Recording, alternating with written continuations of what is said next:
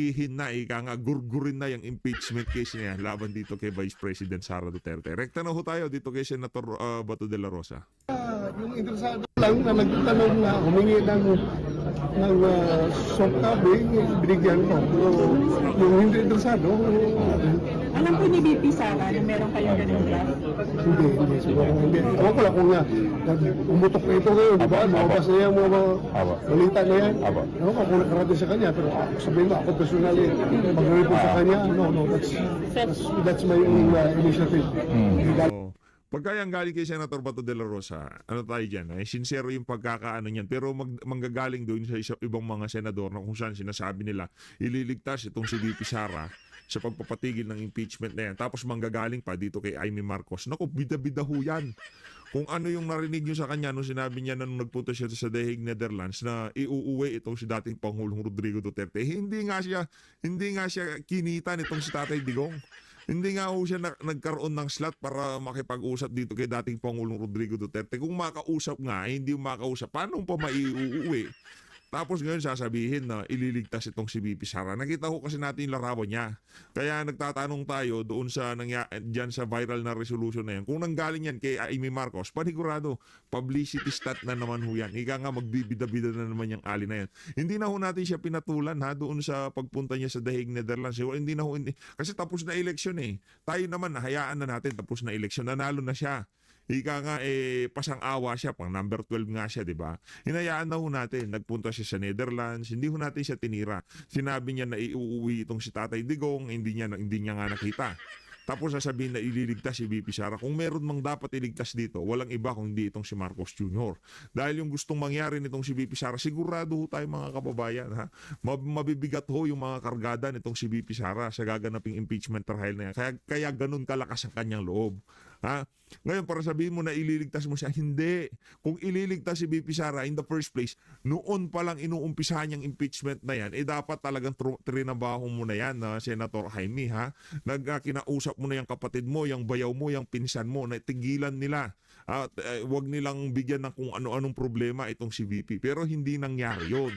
Pwede mo rin gawin na hindi na nga dapat nakapunta sa The Hague, Netherlands itong si dating Pangulong Rodrigo Duterte. Kung talagang mahal mo itong si Tatay Digong, kasama ka namin doon sa Villamor Air Base na nangalampag sa mga pulis sa administrasyon na pakawalan ito si dating Pangulong Rodrigo Duterte o dalhin man lamang sa hospital nung mga panahon na yun. Pero nasaan ka? Nangyari na ang lahat ng yan. Hindi ko kasi special. Para sa mga taga-suporter nitong si Amy Marcos, huwag naman ho sanang masaktan. Ito, nandito, ano ho kasi siya, special ho siya, kapatid ho siya ng presidente, hindi ho siya ordinaryong senador. Kung sakaling nagpunta siya sa Villamor Air Base, sa ayaw sa gusto ng mga nakapaligid doon, papapasukin yan. Dahil kapatid ho niya presidente, hindi ho yung pwedeng yung gagawin haharang-harang. Ba't mo ako hinaharang? Presidential sister ako, senator ako at the same time. Anong gagawin mo sa akin? Haharain din. Hindi mo akong harangin. Pagpasok doon, sampalin mo magkabila itong si Torre. Huwag yung ililipad yan. Magkakagulo tayo dito, di ba? Papasukin nyo yung si Vice President sa, nasaan ho? Ano hong nangyari nung mga panahon na yun? Hindi, kumbaga na ibabalik na lang natin to dahil doon sa mga paandar ng ali na yan. Para sa mga taga-suporta niya, pasintabi ho. Ako, kung hindi nyo ho nagugustuhan ang inyong mga naririnig, pwede na ho kayong umalis-alis. Tayo ho, antayo natin dito pagdating sa mga Marcos, hindi na ho magbabago. Ha? Ano na ho yan, ika nga, tapos na ho tayo sa mga Marcos na yan. Kahit ano pang mangyari kay Sandro, kay Aim, hindi na ho natin susuportahan yung mga yan. Kahit na i-endorse pa ho siya ng kung sino, itong si VP Sara, itong si Tatay, wala ho. Kung gusto nyo ko sila suporta, nasa sa inyo yan. Pero yung atin dito, prinsipyo. Kumbaga, pagka sinabi natin, hindi ho talaga natin susuportahan yung Amy Marcos na yan. Ang dami ho niyang kayang gawin noong kukunin itong si dating Pangulong Rodrigo Duterte. Ang dami niyang kayang gawin noong panahon na dinudurog itong si VP Sara sa House of Representatives. Nung kasalukuyan dinudurog si VP, sinong pinakamaingay? Senator Rodante Marcoleta. Kaya sino talagang kinampanya natin? O sino pa? Yan si Attorney Vic Rodriguez. Nung dinudurog si VP yung tipong itong mga to, hindi ho sila kapatid ng presidente. Sila ho mga ordinaryong Pilipino. Di pa sila mga kandidato. Sino nagsasalita? Attorney Jimmy Bondoc. Kaya noong panahon ng kampanya, yung mga individual na yan, sa abot ng ating makakaya, kinampanya ho natin. Yang si Amy Marcos naman, naku, puro parinig lang ho yan. Nakita nyo ho, nasaksihan nyo yung pagiging pagbanat nitong si Amy Marcos nung panahon na dinudurog itong si VP dyan sa House of Representatives. Tuloy natin. Kasi magkaalam dito. Also, concern Monday next week. Meron bang gusto mag-input eh. Kung hindi ngayon, baka next week. Wala pa. Hopefully, ngayon sana. Kung natapos na yung mga kuha nila, mga ini-input nila ng mga magagandang laman. Saan confident po kayo na makakagather kayo ng support sa colleagues niyo? Whether or not makakuha ako ng suporta ng majority, I am confident that I make a stand as far as this issue is concerned. Sir, Iyahain niyo sa ano niyo sa floor. Once it is Mabuhay itong si Senator Bato de la Rosa. Palakpakan mo muna natin, di ba? Yung mga ganyang klaseng galaw, ano ho yan, ika nga, signal na yan. Kumbaga, binibigyan ho itong si Marcos Jr. ng free pass netong mga kaalyado ni VP Sara. Ika nga, parang sinasabi nitong si Senator Bato, ayaw ka na naming mapahiya ng todo-todo. Ito na ang iyong free pass para sa lahat ng pambababoy na ginawa mo kay VP. Okay? Free pass mo na to. Take it or leave it. Pagka hindi mo pa kinuha yung pagkakataon na binibigay na yan nitong si Senator Bato de la Rosa, yung gustong mangyari ni VP Sara, talagang matutuloy ang bloodbath na yan.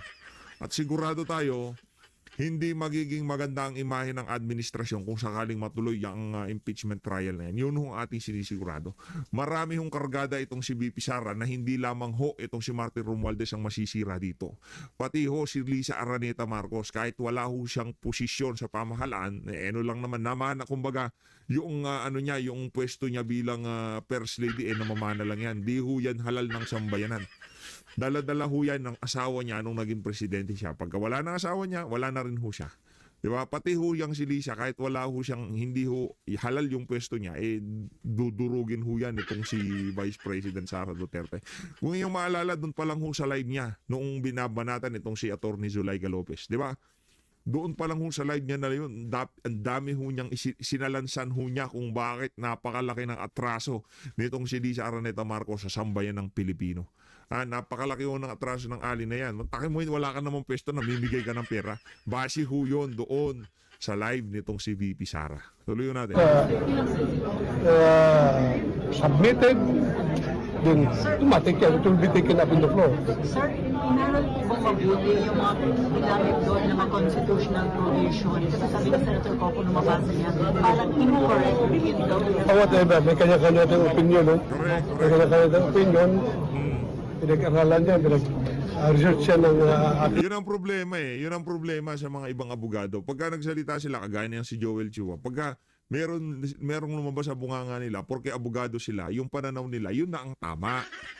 Kaya nga ho, nagkakaroon ng debate sa korte. Parehong abogado yan, pero yung pananaw sa isang kaso, magkaiba. Yung pagtanggap sa mga ebidensya, magkaiba.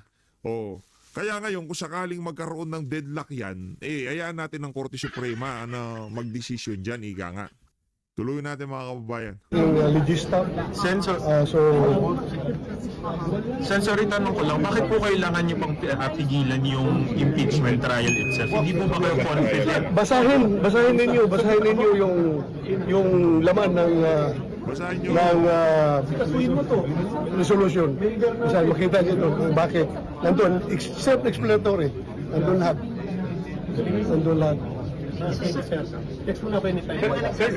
Sir, ang intention niyo po, hindi na maitago, kundi i-present dito formally on the floor yung resolution. Isubmit talaga. Once ma-read yan sa floor, then it's open for anything. Pero sir, but dun sa draft, dun sa nakalagay, wala man na nakalagay kung introduced by. Wala man na nakalagay na author, sino man nag-introduce ng resolution. Walang nakalagay. Lalabas din yan kung sino mag-introduce dahil pag may final draft na. Kasi draft pa nga yun eh. Pero pala, kumbaga hinihintay pa ni Senator Bato yung ibang colleague niya na magkaroon ng input dyan sa reso na yan. Eh, huwag kayo masyado magmadali. Ito namang mga ito namang mga media dyan sa Senado, masyado kayong apurado eh. Siyempre binibigyan ng pagkakataon ni Senator Bato yung kanyang mga colleague na yung mga ayaw sa impeachment. Ano pa bang masasabi nyo dyan? O, para dito kay Senator Robin, maglagay ka ng input dyan. Kung bakit kailangan ng i-dismiss yan na iyang impeachment trial na yan, yung impeachment na yan laban kay VP, di ba? Kayo magiging main author nun, sir? Correct. Saludo So din sino po, na yung mga initially nag-express ng intention to support the resolution? Marami na. So, hintayin ko na lang. May numbers na po kayo, sir? May number na, pero hindi ko pa masabi kung gaano kadami. Basta may number. So sir, you're confident Numbers na naman is from 0 to 24. Diba? Tama naman. Basta may number ako, 0 to 24. So sir, confident kayo na ma-adapt yung resolution? As I've said, I'm not hoping na ma-adapt. Maganda kung ma-adapt, di ba? Basta at least for this particular issue, for this particular situation, I made the stand. Anong dapat? That is in support to, of course, Senator Tolentino's manifestation on the floor the other day, kahapon? The other day? Monday. So, meron na siyang manifestation na ginawa, kaya gumawa tayo ng resolution to support his manifestation. Ayun na nga mga kababayan, lipat ho tayo dito kay Joel Chua. Pakinggan ho natin ang kanyang mga punto de vista kung bakit nasabi niya na unconstitutional kung sakaling i-dismiss yung impeachment na tong si Vice President Sara Duterte. Ito talaga si Joel Chua. Kumita na ho kayo. Okay na yun. Kayo naman. Ay, kumita na ho sila ng publicity, ng yung tipo dyan sa TWADCOM, dyan sa Committee on Bad Government. Okay na ho yun. Laki ho yung kitahan dyan, yung mga prosecutor sa impeachment. Nako, malaki ho. Laki kitahan dyan, di ba, Congressman Joel Chua? Kaya tsaka pinili ho yung mga magiging prosecutor dyan sa impeachment na yan laban dito kay Vice President Sara Duterte. Sayang naman. Diba? Sayang naman yung pinakawalang pondo para papirmahin yung mga congressman dyan sa impeachment na yan laban dito kay VP Sara. Noong bago mag-recess yung Congress, di ba? Sayang naman yun, di ba? Pinilit nila. Last 2 minutes, doon nila inimpeach itong si VP Sara. Ang laki base doon sa mga kumalat na alingas nga sa social media, tag 100 milyong piso kada congressman na ayuda, 100 milyong pisong ayuda kada congressman. Yung ibinayad sa mga pipirma dyan sa impeachment na yan. Sayang nga naman kung hindi matutuloy, sayang yung effort dyan sa Committee on Bad Government. Sayang ang effort dyan sa TWADCOM. Sayang ang effort ng mga talagang in-SS yung issue na yan noong nagkaroon ng budget deliberation dyan sa Committee on Appropriation. Sayang ho lahat ng pinaghirapan ng 19th Congress kung mababasura lang, madidismiss lang yung impeachment case na yan laban dito kay VP. Pakinggan ho natin itong si Congressman Joel Chua. Well, ang pagkakaalam ko dyan, under the Constitution, ang trabaho ng Senate is to hear. Diba? And sa amin naman is to prosecute. So, hindi ko naiisip kung paano nila i-dismiss yan without first conducting the trial. And that is their constitutional mandate. So, unconstitutional po yun, kumbaga. Well, for me, that is unconstitutional. They're violating their constitutional mandate. Although allegations pa. Senator Bato, you're violating daw your constitutional mandate base dito kay Senator Congressman na-promote tuloy. Congressman Joel Chua, ano kung masasabi nyo dyan? Alam nyo, ano yan mga bida-bida kasi yan Hindi ho para dito kay Joel Chua na magsabi na unconstitutional yan. tandaan nyo mga kababayan, ang makakapagsabi lang dyan, ang Korte Suprema. Kaya doon kinu-question yung mga questionabling mga ipinapasang batas ng executive, di ba? Nagpupunta ho sa Korte Suprema. Pagka diniklara yan ng Korte Suprema unconstitutional, doon pa lang ho magkakaroon ng ano. Pero para sa isang abogado, isang congressman na ano nga lang pasang-awa lang sa pagkakapanalo na sasabihin na unconstitutional, i-challenge nyo muna sa Korte Suprema. Doon muna pag-usapan. Pagka sinabi ng mga maestrado, sinabi ng Korte Suprema na unconstitutional yang pagdidismiss na yan, doon tayo maniniwala. Pero para sa isa sa mga aso ni Tamba ang magsabi niyan, parang hindi naman ho ata makatuwiran yan. Hindi naman ho ata makatarungan yan. Di ba? Parang sinasabi mo, mas mahusay ka sa Korte Suprema. Di ba? Kaya nga yun na ho ang pinakamataas, ika nga Yun ang magbibigay ng desisyon. Ano ho yan? Pagka diyan ka na desisyonan, diyan ka hinatulan, wala ka na hong korteng pupuntahan kasi yan na yung pinakahuling yan na talaga yung korte na yan yan na yung pinakamataas. Tapos na pagka diyan ka nahatulan, wala na, tapos na, yun na yun, final na yun. Pero para sabihin itong si Joel Chuan ang unconstitutional, bida-bida na naman, para si Amy naman Wala po itong mga ito, pero anong magagawa ng House Constitution Panel po para akalam pa din po yung Senado na mag-convene as an impeachment court? For now, hindi ko pa kasi alam yung issue. Pababa lang ako nung narinig ko si Senator Ping Lacson na ini-interview. Basically, hindi ko pa masagot dahil hindi ko rin alam kung ano yung laman ng resolution, hindi ko rin alam kung ano yung talagang mismong gist, no? So, basta't ako, yung opinion ko dyan is ang constitutional mandate ng Senate is to conduct the trial. But back to dismissing the impeachment trial, the impeachment complaint, how do you feel about this? Well, syempre, parang sa amin, ito kasi yung trabaho namin We are just performing. Hindi. You're just sticking to the plan. Di ba? Hindi nyo, ano yan, kumbaga nag-i-stick lang kayo doon sa plano ika nga nitong si teacher Stella Kimbo. Yun. Kumbaga, hindi nyo constitutional duty yan o kung ano pa man. Yan ang inutos sa inyo ni Martin Romualdez. At yun ang nakikita ng ating mga kababayan dyan sa mga pinaggagawa nyo na yan. Kaya ngayon, ano lang yun kumbaga, para hindi na lang magmukhang katawa-tawa itong si Tambaluslos. Pati ho yung si Tambaluslos, alam ho nila na wala na yung impeachment. Kumbaga para lang maisalba yung konting kahihiyan na meron sila, yung tipong, okay pagka sinabing i-dismiss yan sa Senado dahil pinaghirapan natin yan, di naman tayo pwedeng basta-basta mag-give up. Magmumukha tayong katawa-tawa. Pagka gusto nilang i-dismiss, kailangan natin, kunyari, pipigilan natin. Pero tayo rin gusto nating ma-dismiss yan. Kasi hindi talaga hindi talaga sila makakaporma dito kay VP Sara kung sakaling maumpisawan yung impeachment trial na yan sa Senado. Performing our constitutional duty. So, syempre, kung ito naman ay babaliwalain by mere resolution, tingin ko parang hindi naman maganda. So do you Ano think it's unfair nararamdaman for the mo? Senate to kill the trial? Ano po? Do you think it's unfair for the Senate to kill the trial? They have to explain it to the people. Ano Sir, if nararamdaman they niyo, sir? dismiss it by a mere Senate resolution, is that basis to go to the Supreme Court? For now, hindi pa namin napag-uusapan kung ano magiging. Yun ang tinanong na nga kayo, binibigyan na nga kayo ng hint bakit hindi nyo i-challenge sa Korte Suprema, di ba? Yung na yan, yung gagawin ng Senado. Di ba? I-challenge nyo para magkaalaman. Kayo naman, mga abogado kayo dyan.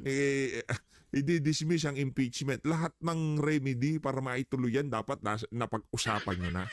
Di ba? Anong ginagawa ng mga mga consultant nyo, yung tipong mga abogado nyo, yung mga kasama nyo nagtatrabaho sa impeachment? Hindi nyo pa ba naisip na paano pag nagpasa sila ng isang resolution? Paano pag itinigil nila yan? Ano yung magiging susunod na plano natin? Napag-usapan nyo na, pero alam nyo, maging kayo, ayaw nyo na magkaroon ng impeachment. Dahil alam nyo na babalagbagin kayo ni VP Sara. steps dahil hindi ko rin alam kung ano yung laman ng resolution eh. Basta yung preparation nyo, sir, ngayon, tuloy yung June 11, yun ang Yun ang pagkakaalam ko po na June 11. Ma'am, sir, dinasahan natin this morning doon sa hearing po ng Good Government Committee as regards to kay VP Sara. Magte-terminate tayo eh. Magte-terminate na tayo ng mga, kasi tapos na yung mga hearing. So we have to terminate. So we have to issue na ng mga committee report. So siguro by next week, maglalabas na tayo ng mga committee report sa Sir, mga... initially, ano yung lalaman din ng committee report on VP Sara? Ito ang nakakatawa dyan. Yung prosecutor, tapos yung komite na naghanap ng ebidensya, ano ba nga asahan ng mga media na to na ilalabas ng committee report niyan? Sigurado yung magiging findings, against kay VP Sara, para yun din ho ang kakargahin nila kung sakaling ituloy ang impeachment trial na yan. Yun hong mangyayari dyan. Yung magiging committee report, yun din ho ang magiging, kumbaga, isa sa mga magiging basihan ng mga ano na to, nitong mga prosecutor na to, mga tatayong prosecutor sa impeachment trial sa Senado. Kaya yung sigurado tayo, yung magiging report na yan, sigurado hindi favorable yan dito kay Senate, dito kay Vice President Sara Duterte. Inaayos pa dahil kinukulit ko pa lahat, hindi lang naman ako magdidesisyon yan. It's going to be the committee. So, syempre, lahat ng mga opinion ng mga miyembro, kukunin ko. Tapos lahat yun, pagsasama-samahin So, natin. hindi pa ito yung last hearing, sir? Ito na yung last hearing for termination. Tapos sasubmit sila ng kanilang mga recommendation. Gagawa ng committee report, paiikutin natin. So, sir, wala pa today yung committee report? Well, wala pa naman. May nibita pa rin po ba kayo from? Wala na. So, may mga recommendation ba to file charges sa mga Kasi nung nakaraan, di ba, nung last namin, may mga recommendation na sila eh. So, hindi mo naman maaalis na magkakaroon ng mga recommendation. If I remember it correctly, during our last committee hearing, nag-present kami ng aming report. So basically, yun na yung magiging laman nun, more or less. Message to the Senate, sir. Siguro kami naman, we just want to perform our constitutional mandate. So, siyempre sa Senate, ang bola naman kasi ngayon nasa kanila na eh. Wala na sa House eh. So kami naman nag-aantay lang. Ang alam ko, sa June 11, pupunta kami sa Senate. We-welcome nila kami doon. So, with respect dito sa resolution, I'm sorry, hindi ko pa kasi alam talaga kung ano yung laman. Pero sir, tama ba na pagbobotohan pa kung dapat mag-convene o hindi? Tama ba yun? Well, under the law, dapat ano na sila eh, i-convene na nila yung impeachment court eh. Because that is not their legislative function. That is their constitutional duty. Sir, hindi subject sa botohan yun? Automatic yun balik? Well, kung yung resolution, saan yun? Sa Senate yun. Pero hindi ko alam kung ano yung legal basis nila I doon. mean yung pag-constitute sa impeachment court. Matik yun eh. Dahil nasa constitution yun eh, na dapat mag-convene sila eh. Di ba? Hindi kailangan pagbotohan yun. So may nang-violate sir sa konstitusyon kung magbobotohan pa sila? Well, I do not want to comment on that, no. Siguro tingnan na lang muna natin kung ano magiging next move ng Senate. By June 11, di ba pupunta kayo doon? Isa lang daw yung magbabasa. May na-i-assign na ba na prosecutor na magbabasa ng article of impeachment? Most likely si Congresswoman Jinky. Siyempre, sino pa ba? No, alangan naman si Rog Gutierrez. Dapat yung magbabasa dyan, yung tipong ika nga yung delivery talagang... diba? Narinig nyo naman ho, malalila dilima yan, 2.0 pagka nag-deliver ng speech ang si Jinky Luistro. Kaya kung meron mang magdi-deliver ng magbabasa ng mga articles of impeachment laban dito kay VP Sara, walang iba kundi yan si Jinky Luistro. Bakit po siya ang napila sir? Siya yung siya yung na-assign dun.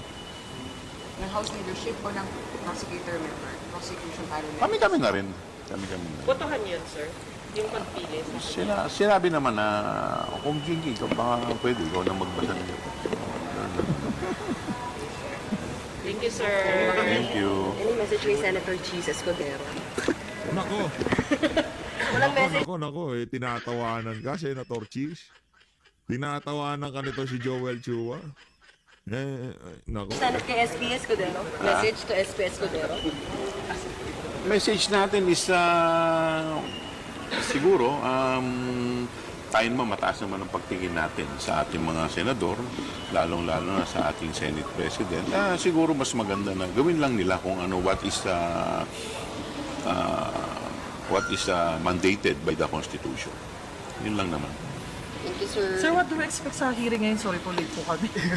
Iyaano po natin, ite-terminate lang natin yung mga pending na mga, kasi may mga pending tayong,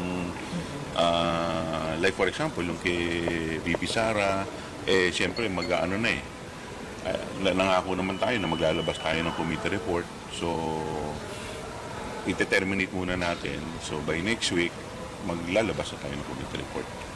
Sir, gaano ko makakatulong pa ba to sa, kung sakali man sa mga ebidensya niya sa impeachment? Yung ilalabas yung committee report? Well, siguro, basically, pagdating dun sa dalawang article, ito na rin halos yun Diba? So, ginagawa na lang natin dito yung ating duty bilang chairman at bilang dito nga sa good government.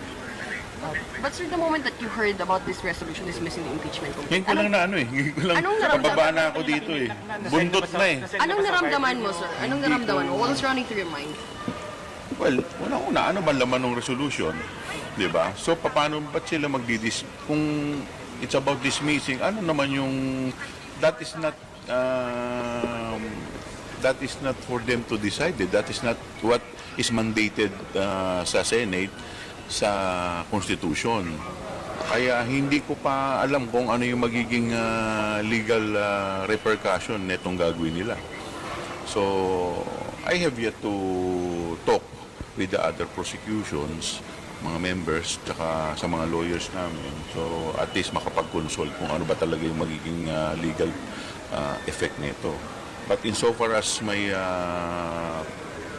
legal point of view, hindi yan naaayon sa ating saligang batas. Sir, kasi sabi nila hindi daw pwede tumawag sa 20th Congress. Alam mo, may view kasi nung, we have to understand na itong impeachment proceedings, most of it are taken from the American jurisprudence. So, if I remember it correctly, during the time of President Bill Clinton, yan ang problema sa atin Jurisprudence pa kayo ng Amerika. Kung susundin natin yung mga jurisprudence ng Amerika, pwede ho ba, Congressman Joel Chua, sundin ho natin yung liquidation by audit ng patakaran ng Amerika para sa kanilang mga congressman up to the last centavos. Doon muna tayo.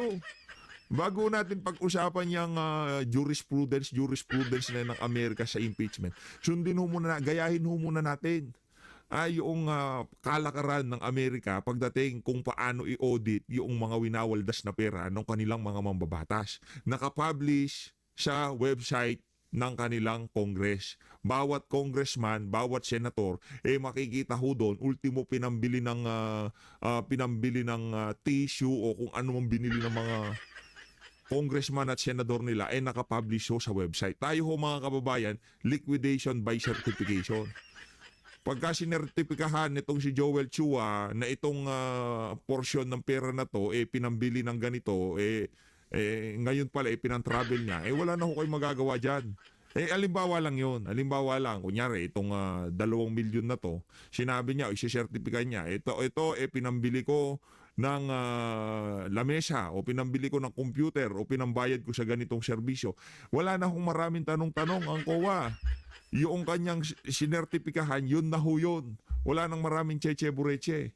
Hindi ko kagaya ng ibang mga ahensya ng pamahalaan, talagang i-scrutinize sila ng COA. Sila hindi, pagka yan sinertipikahan na yung pera na yan napunta dito sa bagay na to, wala na hong pwedeng magtanong dyan. Hindi ko kagaya nung sa Amerika. Up to the last centavo. May resibo. Hindi ho pwedeng mag-certify ka na dito ko. Ipakita mo anong binili mo, ano yung nasa yung resibo ng binili mo, yun ho yun. Oh, bago natin gayahin kung paano mag-impeach ang Amerika, yung kanilang mga jurisprudence, ano muna yung patakaran muna kung paano waldasin ang pera ng mga ng mga mamamayan nila sa Amerika. Gagaling nyo pagka impeachment, doon kayo bumibida sa Amerika, pero nung kino-call out namin kayo at sinusubukan ho natin ipakita sa ating mga kababayan na yung pagwaldas ng pera ng mga congressman sa Pilipinas talagang napaka-secretive. Hindi ho basta-basta nalalaman. Tagong-tago ho.